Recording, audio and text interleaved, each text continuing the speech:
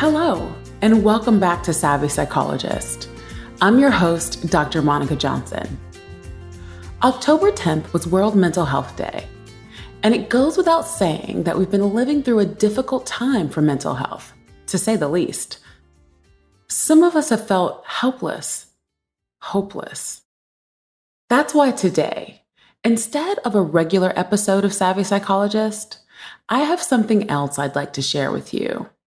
Brought to you by our colleagues at Macmillan Audio. It's a special excerpt from the brand new audiobook, The Book of Hope, a survival guide for trying times by Jane Goodall and Douglas Abrams. That's right, Jane Goodall, the naturalist and primatologist. In this audiobook, you'll hear about Jane Goodall's philosophy of hope. She discusses how she copes with all the discouragement and despair she's encountered in her lifetime, from World War II to climate change, in order to cultivate hope. And you'll hear why she believes hope is an essential tool in her work for environmental justice. Keep listening for this excerpt from the introduction to the audiobook, read by Jane Goodall herself. And if you like what you hear, you can pick up a copy of the Book of Hope using the link in the episode description or wherever books or audiobooks are sold. An invitation to hope. We're going through dark times. There's armed conflict in many parts of the world, racial and religious discrimination, hate crimes, terrorist attacks, a political swing to the far right, fueling demonstrations and protests that all too often become violent. The gap between the haves and the have-nots is widening and fomenting anger and unrest. Democracy is under attack in many countries. On top of all that, the COVID-19 pandemic has caused so much suffering and death, loss of jobs, and economic chaos around the world. And the climate crisis, temporarily pushed into the background, is an even greater threat to our future, indeed, to all life on Earth as we know it. Climate change is not something that might affect us in the future. It's affecting us now with changing weather patterns around the globe, melting ice, rising sea levels, and catastrophically powerful hurricanes, tornadoes, and typhoons. There is worse flooding, longer droughts, and devastating fires that are breaking out around the globe. For the first time, fires have even been recorded in the Arctic Circle. Jane is almost 90 years old, you may be thinking. If she's aware of what's going on in the world, how can she still be writing about hope? She's probably giving in to wishful thinking. She's not facing up to the facts. I am facing up to the facts. And on many days, I admit, I feel depressed. Days when it seems that the efforts, the struggles, and the sacrifices of so many people fighting for social and environmental justice, fighting prejudice and racism and greed, are fighting a losing battle. The forces raging around us, greed, corruption, hatred, blind prejudice, are ones we might be foolish to think we can overcome. It's understandable that there are days we feel we are doomed to sit back and watch the world end, not with a bang, but a whimper. That's from T.S. Eliot.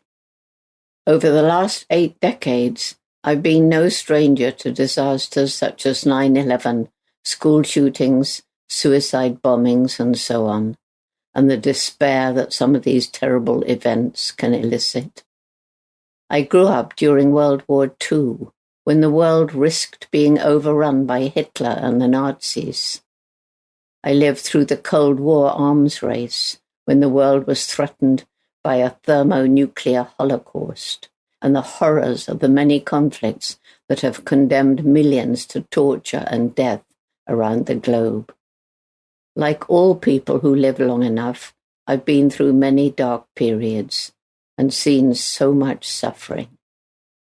But each time I become depressed, I think of all the amazing stories of the courage, steadfastness, and determination of those who are fighting the forces of evil.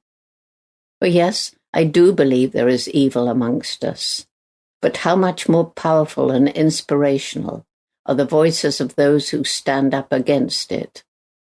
And even when they lose their lives, their voices still resonate long after they're gone, giving us inspiration and hope.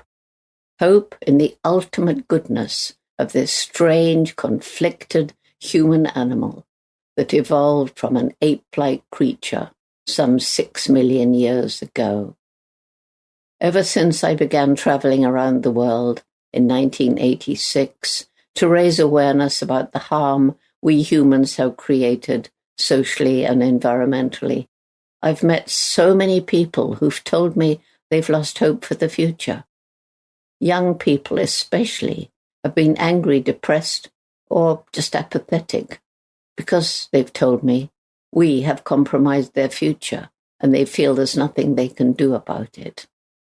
But while it's true that we have not just compromised but stolen their future, as we've relentlessly plundered the finite resources of our planet with no concern for future generations, I don't believe it's too late to do something to put things right.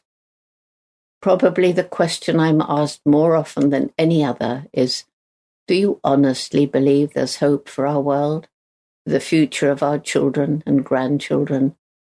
And I'm able to answer truthfully, yes.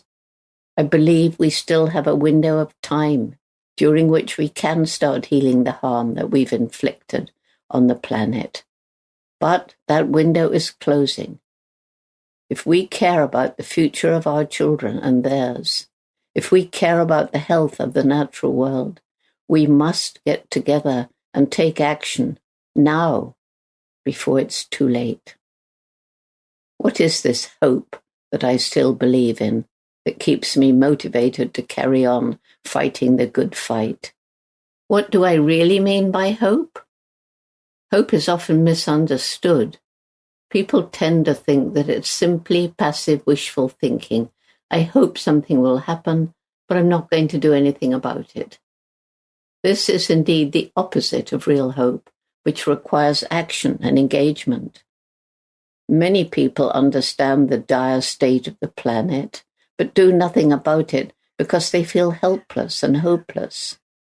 That's why this book is important, as it will, I hope, help people realize that their actions, however small they may seem, will truly make a difference. The cumulative effect of thousands of ethical actions can help to save and improve our world for future generations. And why would you bother to take action if you did not truly hope that it would make a difference? My reasons for hope in these dark times will become clear in this book. But for now, let me just say that without hope, all is lost. It's a crucial survival trait that has sustained our species from the time of our Stone Age ancestors. Certainly my own improbable journey would have been impossible had I lacked hope. All of this and more I discussed with my co-author, Doug Abrams, throughout the pages of this book. Doug proposed the book as a dialogue, similar to that of the Book of Joy, which he'd written with the Dalai Lama and Archbishop Desmond Tutu. In the chapters that follow, Doug serves as the narrator, sharing the dialogues that took place between us in Africa and Europe. With Doug's help, I'm now able to share with you what I've learned about hope throughout my long life and study of the natural world. Hope is contagious. Your actions will inspire others. It's my sincere desire that this book will help you find solace in a time of anguish, direction in a time of uncertainty, courage in a time of fear. We invite you to join us on this journey towards hope. Once again, That was an excerpt from The Book of Hope by Jane Goodall and Douglas Abrams. You can get yourself a copy using the link in the episode description. That's all for today. I'll be back next week with a regular episode of Savvy Psychologist. Have a great week.